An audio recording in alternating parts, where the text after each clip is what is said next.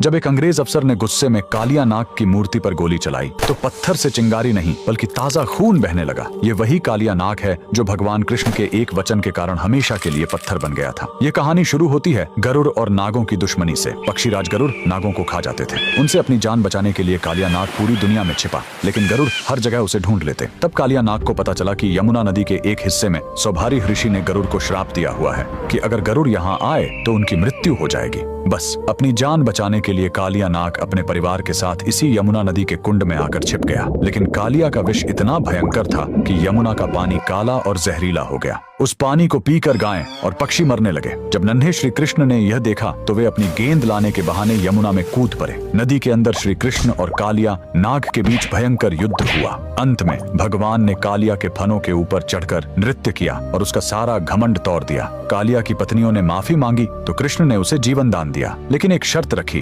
तुम्हें अभी इसी वक्त यमुना छोड़कर वापस समुद्र में जाना होगा। जाते समय भगवान ने उसे एक चेतावनी दी, जाते समय पीछे मुड़कर मत देखना, वरना जहाँ देखोगे वहीं पत्थर के हो जाओगे। कालिया नाग अपने परिवार के साथ निकल पड़ा, लेकिन जैसे ही वह ब्रज की सीमा पर स्थित जैत गांव के पास पहुंचा, उसके मन में एक बार फिर वृंदावन को देखने का मोह जाग उठा। उसने सोचा एक आखिरी बार देख लूं, और जैसे ही उसने पीछे मुड़कर देखा, श्री कृष्ण के वचन अनुसार वह तुरंत वहीं पत्थर की मूर्ति में बदल गया। कहा जाता है कि उसकी पूंछ आज भी जैत गांव के जमीन के नीचे से लेकर वृंदावन तक फैली हुई है। सदियों बाद जब भारत में अंग्रेजों का राज्य आया तो उन्हें इस कहानी पर विश्वास नहीं हुआ। सच्चाई जानने के लिए एक अंग्रेज अफसर ने मूर्ति के आसपास खुदाई शुरू करवाई, लेकिन खुदाई का कोई अंत ही नहीं मिल रहा था। झल्लाहट और गुस्से में आकर उस अफसर ने अपनी बंदूक निकाली और कालिया नाग की पत्थर की मूर्ति पर गोली चला दी। तभी पत्थर के उस घाव से खून की धारा फूट पड़ी। ये चमत्कार देखकर अंग्रेजों की रूह कांप गई और वे वहां से दुम दबाकर भाग खड़े हुए। आज भी जैत गांव में वह मूर्ति मौजूद है। कमेंट्स में जय श्री कृष्णा जरूर लिखें।